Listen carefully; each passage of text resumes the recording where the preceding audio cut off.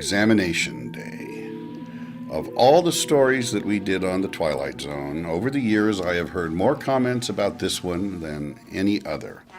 I'm Phil DeGuere, I wrote the teleplay, and I've been surprised at the reactions that I've heard from this segment. The story was taken from a rather obscure short story by Henry Slezar that was published, I think, in the 50s. One of the things that was so unusual about the Twilight Zone for television was that we were able to tell stories at whatever length the stories wanted to be told. Most television shows require that the stories be either 24 minutes if it's a half an hour or 48 minutes if it's an hour. And one of the freedoms that we felt, really made the show unique was that we could do a show like this, which was only 10 minutes long. It also seemed as if it was going to be a fairly classic Twilight Zone, in which the central character, the young boy, is not really aware of what's going on. His parents, on the other hand, are. And therefore, as the story unfolds and the boy's optimism is contrasted with some rather nervous and dark looks that come from his parents, we have the uneasy sense that things are not what they seem. Most of the comments that I've heard over the years came from people who were in school, probably college or maybe high school at the time. The assumption, of course, going into the story, is that this is a test like any other normal test, and the object of the test is to do the best job you can on it. What's particularly subversive about this little story is that when the boy actually gets to the testing facility, he's given a liquid to drink. And as we'll see when we get to that part, the administration of this liquid is designed to make it impossible for the subject to pretend that he is less intelligent than he really is. We were hoping that you hadn't heard about it yet. This story still has a very strong impact. I showed it to my 10-year-old daughter not too long ago, and she was as caught by surprise as the people who saw it when we originally aired it was. The motif, of course, is classic dystopia, a future in which, things are gray and dark, not unlike Blade Runner, perhaps, where it rains all the time. Is it like it is at school? We probably weren't, all that on top of exactly where technology was going when we did the show. Certainly that television set that we just showed was nothing like the kinds of sets that we have today. But still, the basic images of the future are, classic. It's really an excellent example of a science fiction story with a twist that you're not expecting at the end. Please stop worrying about it. You'll be fine. The story is disturbing, and it's meant to be. And that brings up something that I think may have been the major problem with the Twilight Zone. I was the executive producer of the revival, and when I was first approached by CBS to do it, I asked one thing only.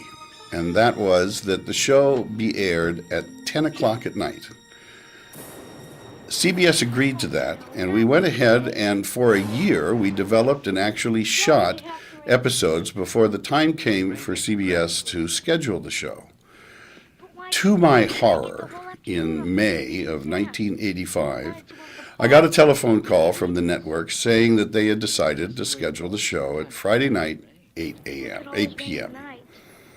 8 o'clock was always a really difficult time period, especially back in the 80s. And that was still in a period in which there was a concept called the family hour. The idea being that shows that aired between 8 and 9 o'clock should not have violent or sexual content to them and should be basically suitable for viewing by the whole family. And you got to remember that back in those days there were only 3 networks. And in those days you could usually expect about a third of all of the audience to be watching one of those 3 networks unless there was a show that was a big hit. I was very disappointed that CBS had scheduled the show at 8 o'clock. And I pointed out to them that we had already shot, probably at least 6 or 8 episodes, and that some of these episodes were probably not particularly suitable for 8 o'clock viewing, but what were we going to do about it? We couldn't afford to throw that film away. We needed to make our air dates. And as a consequence, the show did air as we had originally produced it. I don't remember us making any particular adjustments because of the 8 o'clock time slot, and certainly a story like this, there wasn't any adjustment that we could make anyway. This story was what it was.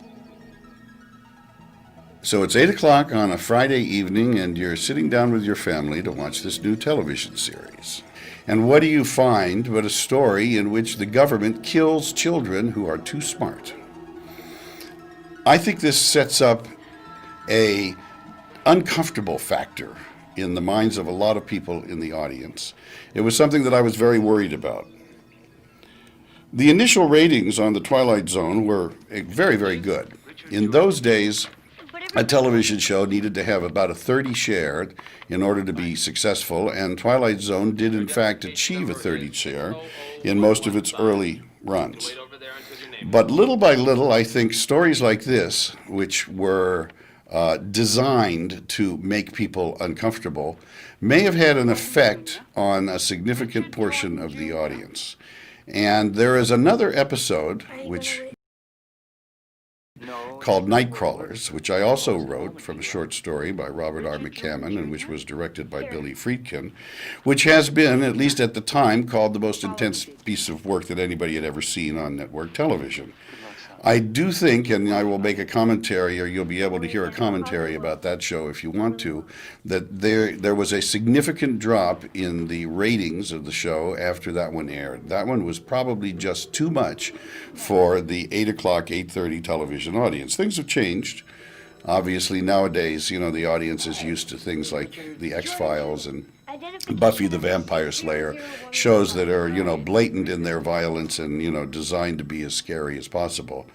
But at this point, I don't think most people who watched it realized exactly what the point of that little potion that they gave the boy was. Why wouldn't I? And so there's a sense of impending dread that builds in the course of the story and makes you wonder, well, just exactly what is it that's going on here? And I particularly like the look of the young actor who portrayed the boy, his enthusiasm, his optimism, his, intention to do the best that he could possibly do is very much in keeping with, what I think we'd like all our kids to be like under these circumstances. But this is a dark and probably somewhat prophetic look at a future society in which people who are too smart cannot be tolerated. One of the best things about science fiction has always been its ability to have us take a look at what's really going on around us in the world today.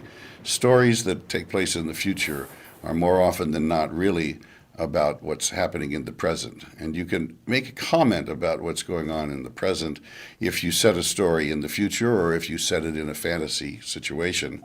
And the comment can be considerably more effective than if you were to try to tell the same story within a realistic, natural kind of approach as if it were happening today. So at this stage of the game, as this story unfolds and as these two very nervous parents listen to the official word that comes back from the government, I think that there is a genuine sense of horror at the realization that in this particular world, you'll be far better off if you're just average. I'm Phil DeGuere, and I hope you enjoyed our adaptation of Henry Slesar's short story, Examination Day. According to Rule 84, Section 5 of the new code, you may specify now whether you wish his body interred by the government or would you prefer a private burial.